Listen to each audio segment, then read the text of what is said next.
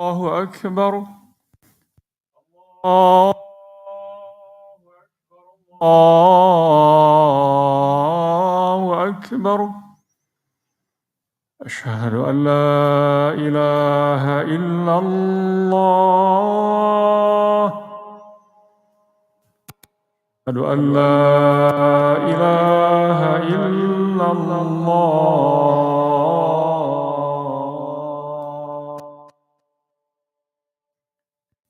أشهد أن محمدا رسول الله.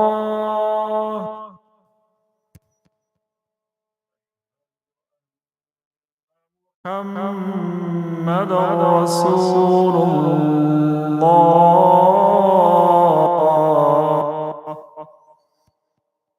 حي على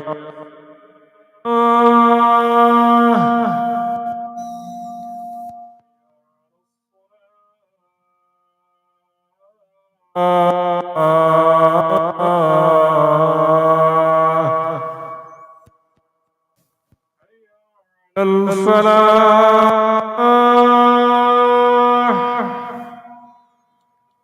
حي على الفلاح.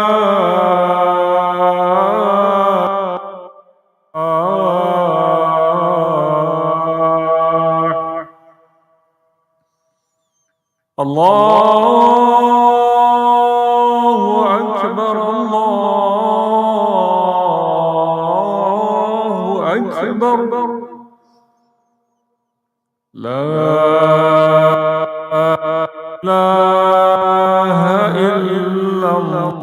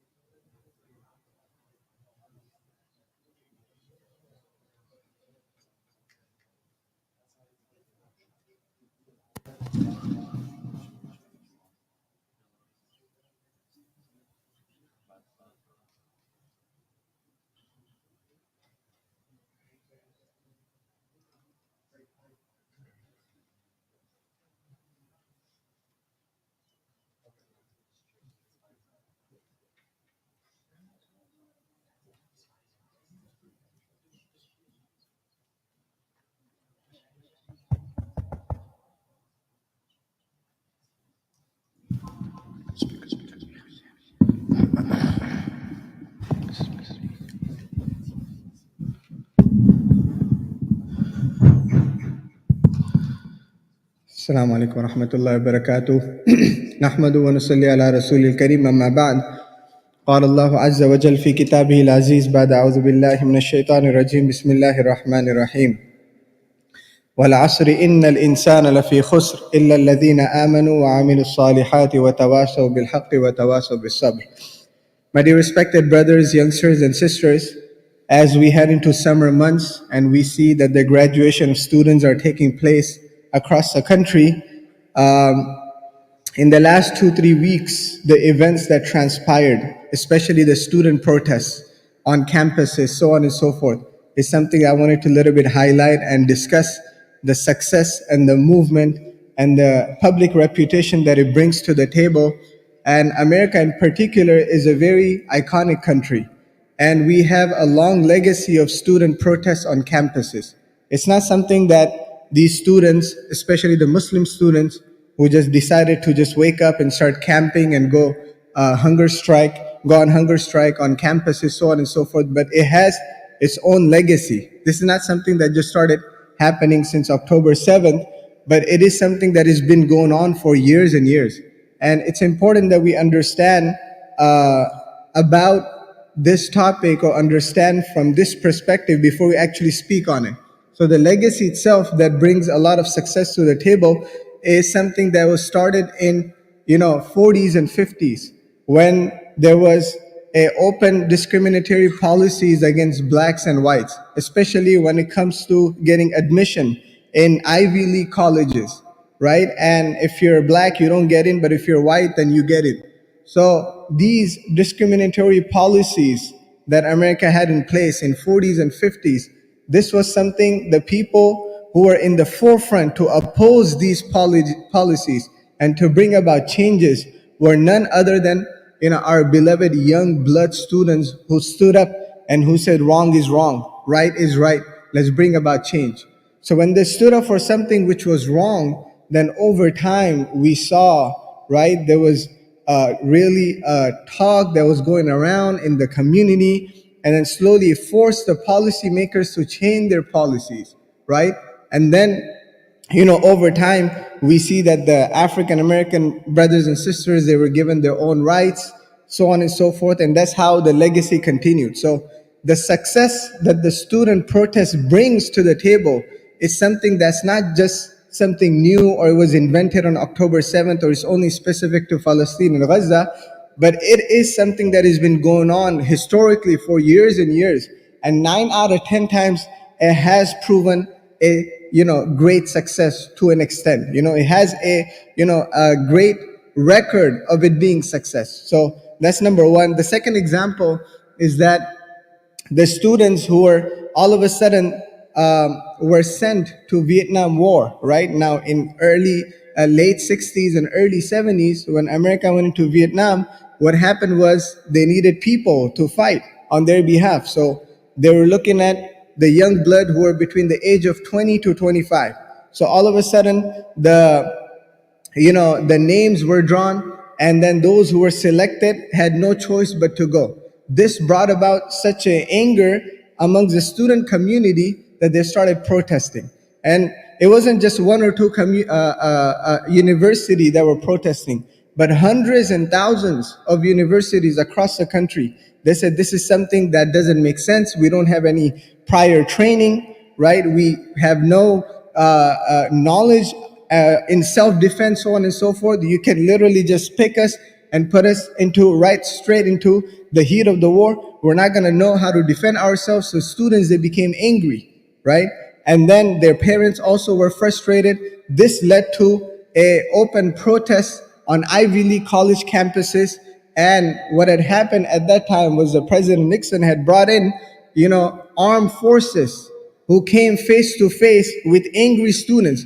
Now, on one side, you have angry students and you have armed forces fully trained with and of course, that's going to lead to, throwing of punches, pushing, arguments, so on and so forth. What's going to happen when that thing starts? Of course, it's going to lead to, much worse situation. That's exactly what happened. That the rift started between the students and the armed forces. Next thing you know, there were students who had been murdered. They were lying injured on campuses, so on and so forth. This went on for a couple of years. This was the turning moment, right? The student protest and its legacy and its success was the turning moment which forced the policymakers, and the president of that time to withdraw from Vietnam War. You understand? So that's the second example. The third example we see is before the apartheid state of Israel was the apartheid state of South Africa. And it was a very open racism that was taking place in South Africa. And there were people who were actually calling for, equality and justice and put an end to racism between blacks and whites. And amongst them, the person who was in forefront was none other than the freedom fighter Nelson Mandela. But before he was called Nelson Mandela, or before he was actually given the title, right, and his group and people who were advocating for justice and for peace and for equality, before he was given the title of freedom fighter, he was actually put in jail for 27 years. When I was studying in South Africa, you can actually go from place to place, from major cities like Johannesburg, Cape Town, Durban, and Nelson Mandela was somebody who was put in prison in Cape Town, in very far remote mountain on Cape Point, right, which is the furthest point, right, in the country of South Africa itself. And he was put in jail for 27 years in a small room, which is like 6x6, with a small window, right, with sunlight coming in, and that was it. So before he got the title of being a freedom fighter, there were people, there were prime ministers, there were presidents, especially from the West, who had termed him and deemed him and labeled him as terrorist. You understand? So every movement that takes place and every change that we want, it doesn't happen over time. There is a process that the ummah goes through. And this process is a test, is imtihan from Allah subhanahu wa ta'ala. So we don't have any button that we can just press and next thing you know, we put an end to genocide. We're not advocating, right, that the genocide continues, but what we're advocating is there's a process that Allah has put in place, which is a test for us from Allah subhanahu wa ta'ala. It's a greater test for the people of Palestine, for the people of Gaza, especially hundreds and thousands, especially women and children. May Allah protect them. May Allah bring them back to their homes safely and securely. May Allah restore peace and justice. But what it is that, my dear respected brothers and sisters, the process of public movement and public reputation and students protesting, students going on hunger strike, we might just look at it and we might say, this is something that's very insignificant. What is this 100 students or 200 students that are going to sit on campus and just, bring the banner of free Gaza and free Palestine, so on and so on. What's that going to do? No, it does something. Don't think of their movement and their sacrifice to be insignificant. These are the students who are putting their career online, who are putting everything that they have at their disposal. They're studying in Ivy League universities where people die and they dream to get in, and their desire is to be accepted in these Ivy League colleges and universities.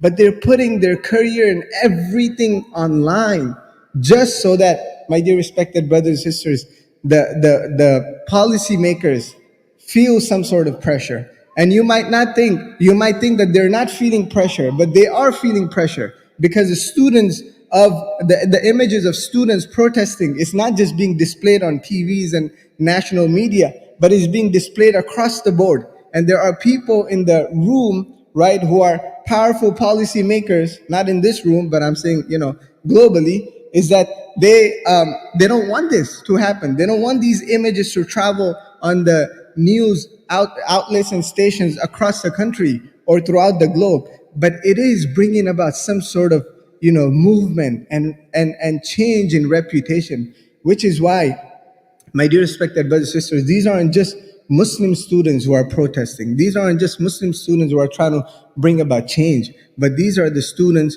who are, even non-Muslims. There are people there who are from different, nationalities, different countries, different language. They look at wrong as wrong. They say, no, this shouldn't take place, right? Let's put an end to this genocide. And these are the students who are going to be the leaders of tomorrow. They're going to be the CEOs of tomorrow. They're going to be the presidents of the country tomorrow. They're going to be the leaders of the company tomorrow. So that's how, my dear respected brothers and sisters, you bring about change. You bring about, change in thinking and ideology. And this is something my dear respected brothers and sisters, it's an imtihan, it's a test for all of us. So coming back to South Africa and coming back to Nelson Mandela, he's somebody who brought about, a lot of good within the South African community, which is why he got the title of being a freedom fighter. But he said in one of his statements, he said that you look at the apartheid of the state of Israel and you look at the apartheid of South Africa and you compare the two. And he said that the apartheid that is taking place in the state of Israel is much more on our brothers and sisters, our Muslim brothers and sisters in Palestine compared to South Africa. He said, this is something that I've never seen with my own eyes, that the people who, lack other human beings, their basic human rights. He said, the only country that separates the Jewish versus Muslims based on their number plate. Like if you're a Jew, then you get a white number plate, which gives you license to travel across the country without being stopped at any military checkpoints whatsoever. And if you're Palestinian citizen and national, then you get a yellow number plate, which means that the cops will see the yellow number plate approaching from far away, right? And here you go, you pull over to the side. This is something that I've experienced, right? Trying to clear the border, trying to get out of the airport, and sitting in a yellow taxi with a yellow number plate, got pulled over before even getting into Masjid al-Aqsa, went through 4 different military checkpoints, right? So if you, being a US citizen and holding a US passport, go through something like this, right? Then you can imagine somebody who's born and raised in that country and being a Palestinian national, how much more do you go through? Actually, I saw even worse, right? Because I wasn't somebody who was pulled over to the side and just, put your hand against the wall and we'll search your pockets and we'll search, you from front and back and left to right. No, alhamdulillah, I didn't go through that. But the hassle that you go through. But what I saw for the locals and for the Palestinian nationals is that they get treated like criminals before they're even deemed to be a criminal. They get treated like they're criminals. So they go through, checkpoints and they're pulled over to the side, put your hands up, let me see your pockets. Just basic things like going into Masjid al-Aqsa to pray Maghrib Salah. They have to get to the Masjid al-Aqsa about 30 minutes before because they know the line is long. The nationals, the locals, they will get put in one line. They'll go through all sorts of harassment, and they especially target the young generations, the young Muslims, the young Palestinians. Why? Because they want to break you, internally. They want to break the spirit of these youngsters so that tomorrow, right, these are the people who are gonna, if their spirits are broken, they won't be able to stand up in front of the officials and the Palestinians and the Israel and its forces. Nonetheless, we come back to the success of student protests. When I speak about the student protests and the success that it brings, the reason why the students who are protesting on campuses and universities across America is because these are the universities who have endowment funds. And what I mean by endowment funds in Islamic terms, they call it waqf or awqaf. An awqaf system is a very unique system. It's a very powerful system. It is meant to make a non-profit organization independent.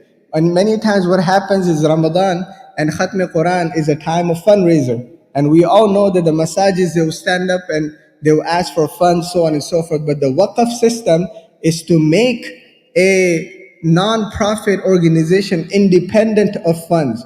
So what will happen is that their brothers and sisters, for example, in the community, they will donate, as they're leaving, they know they're leaving from this world, their stay in this world is short, or they have extra money, so on and so forth. So they will donate their extra money or extra properties to certain organization. They will say throughout until the day of judgment, any fund that comes from this rental property or so on and so forth, or once you sell it and you get money, this money will be used for the success of this masjid or for this non-profit organization. So imagine, 500 people or 1,000 people, they come together in a community and they, donate something. So what happens is that the waqf system becomes strong and it gets more and more strong. Imagine every year somebody's donating extra properties to this non-profit organization. This is exactly what is happening when it comes to, Ivy League endowment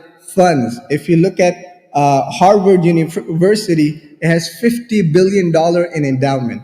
Then you come down to Princeton and to Yale and to Stanford and to UC Berkeley, billions and billions and billions of dollars, right, that they're sitting on, and they're investing directly or indirectly in companies that are supporting and expanding this genocide.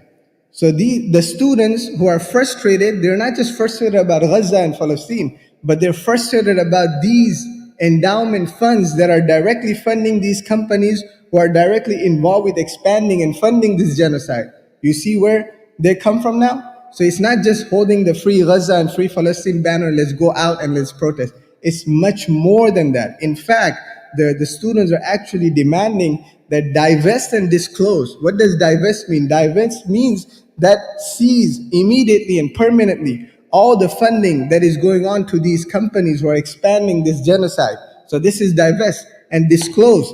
Disclose means that you actually need to disclose how much money you're sitting on. This is only what we know, $50 billion and $40 billion in endowment. In reality, we don't have a correct and exact number. This is what divest and disclose means. So my dear respected brothers and sisters, what we need to do as Muslim communities, as instead of somebody who goes out and protests and we start labeling protests as haram, protests as this, protests as we pass all these type of negative remarks and comments, just relax. That's number one. Number two, when they go out and they protest, they're actually bringing this movement, this public reputation, which the policymakers are seeing, and they're feeling the heat of it. And sooner or later, inshallah, right, we're going to see that the tide is going to turn. And tide is turning. Since October 7th up till now, we see, we look at the positive, that the tide is changing and the tide is turning. You have a country like South Africa who's taking the state of Israel to ICJ, International Criminal Court of Justice.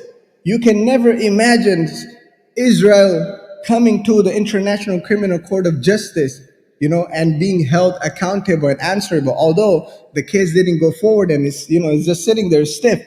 But the fact that a country like South Africa is coming and bringing Israel to International Criminal Court of Justice, this means that the tide is changing. And inshallah, tide will change.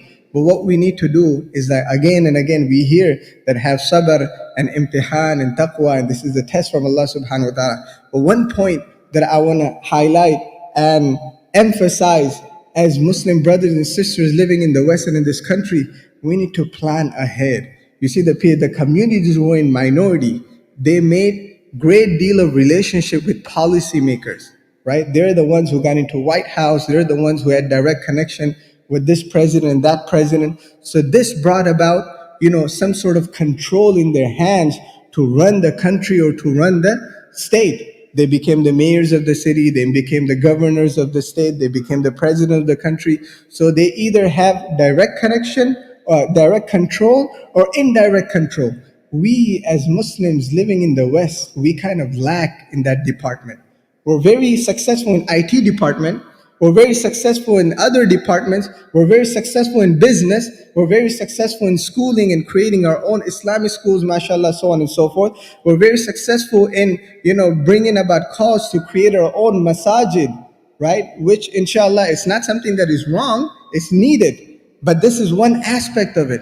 The other aspect, and if you study the life of Maulana Abul Hasan Ali Nadwi, he was a very prolific writer and a visionary person, and you study his works, he's somebody who's living right now, for example, but he's encouraging Muslim communities to plan 100 years ahead.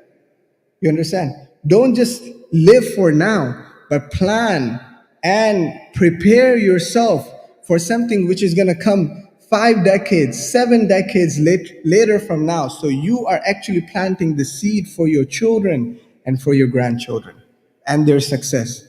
So when you build the masajid, when you build these infrastructures, don't just build it for today. Maybe you might have 5 students or 50 students. No, build it keeping 40 years, 50 years down the line. You understand? So there were people who are in minority, and my time is up. Inshallah, I'm going to wrap up in 1 minute. There are people who are in minority, but they planned 100 years ago. They planned 100 years ago. So today, they're sitting in White House. Today, they're sitting in Congress. Today, they're sitting in state assembly. Today, they're sitting in school, boards. Today, they're the mayors of the city and the governors of the state. How? How did that happen? Just happen all of a sudden? No. They planned 50 years ago, 100 years ago, and you see the fruits and the success. The batil makes an effort and batil makes a plan, whereas we are the people of haqq. Don't you think we should also plan and we should also, make an effort? So get your sons and your daughters into school board. Start locally. Get a success locally, and then you build up slowly, slowly. Don't go for the president of the country from now, but start from your communities locally and you expand slowly, slowly, right? The county that you live in, so on and so forth. This is not against tawakkul. You see that? When we say, okay, Muslims need to plan and do all this stuff, plan 50 years. Oh, what are you talking about? Well, our Prophet ﷺ said in the hadith, the umru ummati bayna sittina wa sab'in, that the average ummah, the member of my ummah lives for between 60 to 70 years. You're telling us to plan 100 years ahead of that? What are you talking about? This, we didn't expect this khutbah. We were expecting this khutbah to be the rights of husband and wife and the rights of siblings and forgiveness and so forth. What is this Imam talking about? So what it is that, my dear respected brothers and sisters, this is not against tawakkul. This is part of tawakkul because you're planting the seed for the next generation. May Allah give us tawfiq. Wa akhir da'wana alhamdulillah rabbil alamin.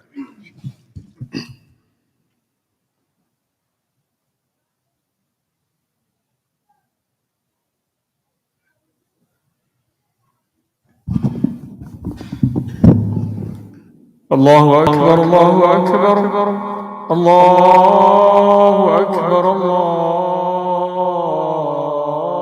أكبر. أشهد أن لا إله إلا الله. أشهد أن لا إله إلا الله. أشهد أن محمدا رسول الله. أشهد أن محمدا رسول الله. حي على الصلاة حي على الصلاة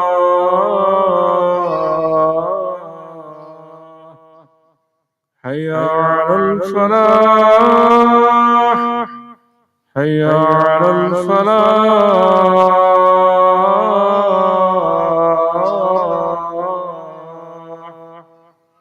الله أكبر الله أكبر. لا إله إلا الله.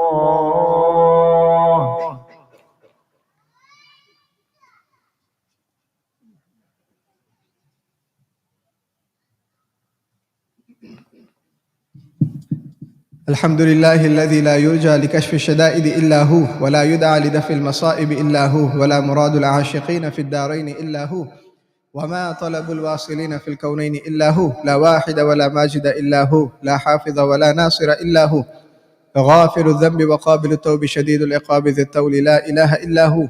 وموسى عليه السلام على الطور حين ناجاه قال لا إله إلا هو، وإبراهيم في شعل النيران استنجده حين قال لا إله إلا هو، ويونس في بطن الحوت حين قال لا إله إلا هو، والرسول عليه الصلاة والسلام مع أبو بكر في غار ثور حين قال لا إله إلا هو. والصلاة والسلام على حبيبنا المصطفى الذي بعث إلى كافة الناس بشيرا ونذيرا وداعيا إلى الله بإذنه وسراجا منيرا. أما بعد، فقد قال الله سبحانه وتعالى في كتابه العزيز بعد أعوذ بالله من الشيطان الرجيم بسم الله الرحمن الرحيم أفحسبتم أنما خلقناكم عبثا وأنكم إلينا لا ترجعون. وقال الله سبحانه وتعالى الذي خلق الموت والحياة ليبلوكم أيكم أحسن عملا. وقال الله سبحانه وتعالى والعصر إن الإنسان لفي خسر إلا الذين آمنوا وعملوا الصالحات وتواصوا بالحق وتواصوا بالصبر. صدق الله العظيم. بارك الله لنا ولكم في القرآن العظيم، ونفعنا وإياكم بالآيات والذكر الحكيم. أقول قولي هذا وأستغفر الله لي ولكم ولسائر المسلمين فاستغفروه إنه هو الغفور الرحيم.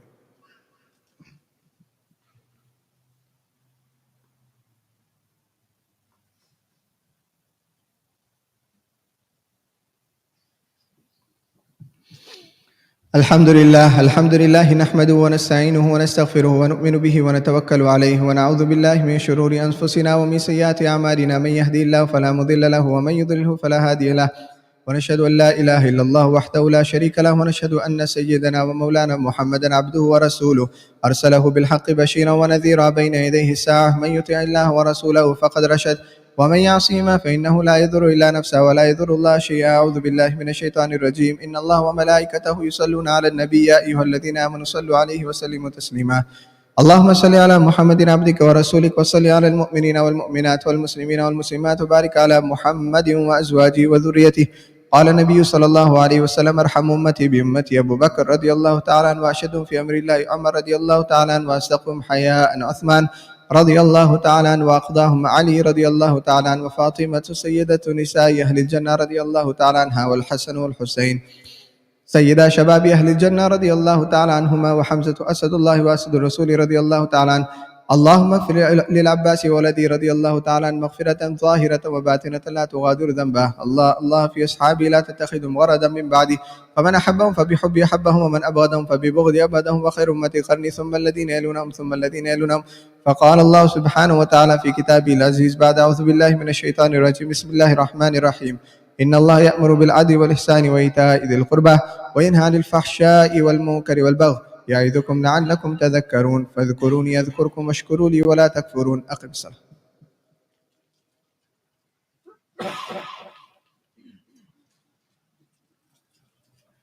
الله أكبر الله أكبر. أشهد أن لا إله إلا الله. أشهد أن محمد رسول الله. حي على الصلاة، حي على الفلاح، قد قامت الصلاة، قد قامت الصلاة. الله أكبر الله أكبر. لا إله إلا الله. الله أكبر الله أكبر لا إله إلا الله. استووا واعتدلوا. Please keep your rows straight. Please keep your rows straight, and please turn off your cell phones or put it on silent, inshallah.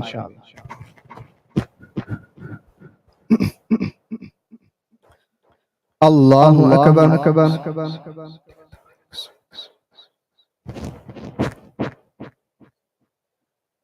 الحمد لله رب العالمين الرحمن الرحيم مالك يوم الدين إياك نعبد وإياك نستعين اهدنا الصراط المستقيم صراط الذين أنعمت عليهم غير المغضوب عليهم ولا الضالين.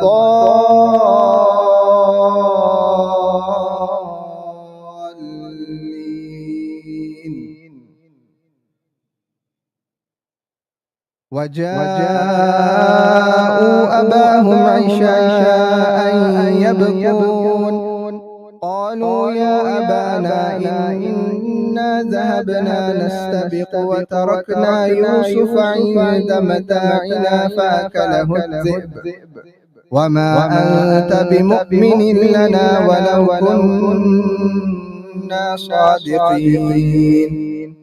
وجاءوا على قميصه بدم كذب قال بل سولت لكم أنفسكم أمرا فصبر جميل والله المستعان على ما تصفون. وجاءت سيارة فأرسلوا واردهم فأدلى دلوه قال يا بشرى هذا غلام وأسروه بضاعة والله عليم بما يعملون.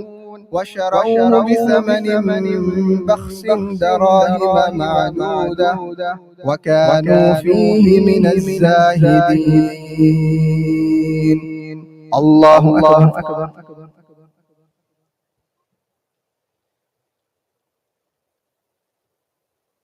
سمع الله لمن حمده. الله أكبر.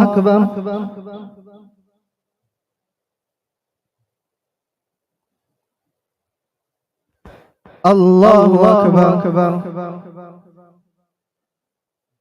الله أكبر.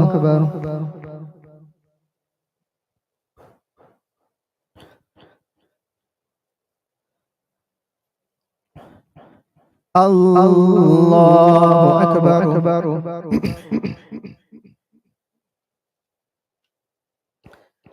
الحمد لله رب العالمين الرحمن الرحيم مالك يوم الدين إياك نعبد وإياك نستعين اهدنا الصراط المستقيم صراط الذين أنعمت عليهم غير المغضوب عليهم ولا الضالين.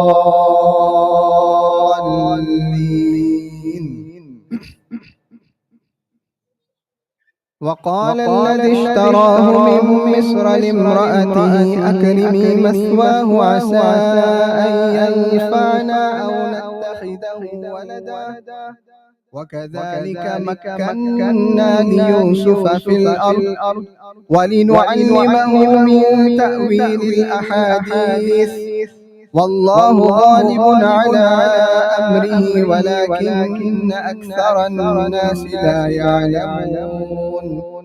ولما بلغ أشده آتيناه حكما وعلما وكذلك نجزي المحسنين. الله أكبر.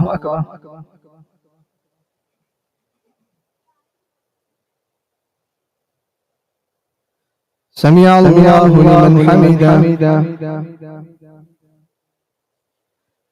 الله أكبر.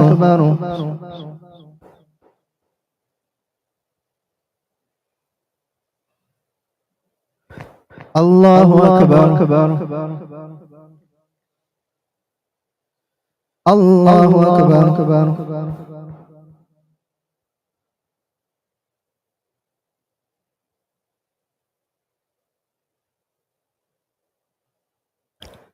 الله أكبر.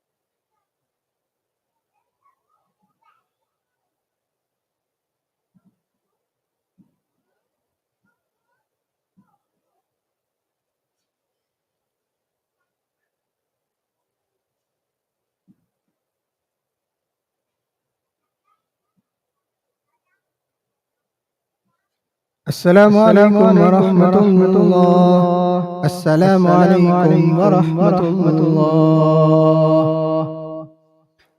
استغفر.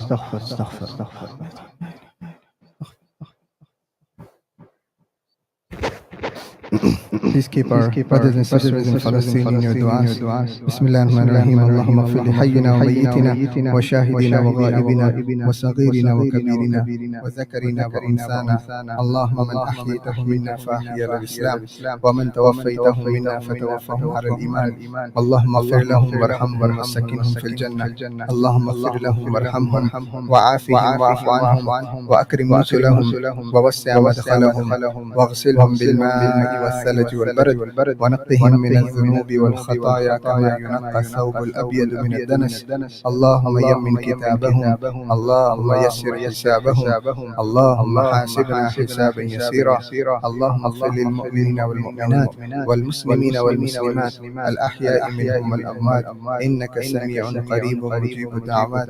لا إله إلا الله الحليم الكريم. سبحان الله رب العرش العظيم والحمد لله رب العالمين.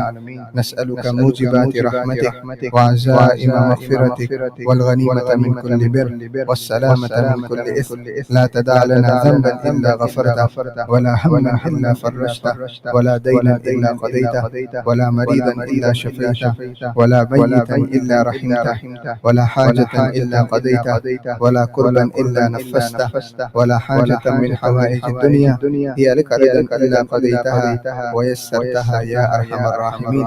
اللهم انصرنا ولا تنصر علينا. اللهم إنا نسألك علما نافعا وعملا صالحا وعملا متقبلا ورزقا واسعا ورزقا حلالا طيبا وشفاء من كل داء وشفاء من كل بلاء. اللهم إنا نعوذ بك من علم لا ينفع ومن قلب لا تخشى ومن عين لا تدمع ومن دعاء لا يستجاب لها. ربنا تقبل منا إنك أنت السميع العليم وتب علينا يا مولانا إنك أنت التواب الرحيم. سبحان ربك رب العزة عما يصفون وسلام على المرسلين والحمد لله رب العالمين.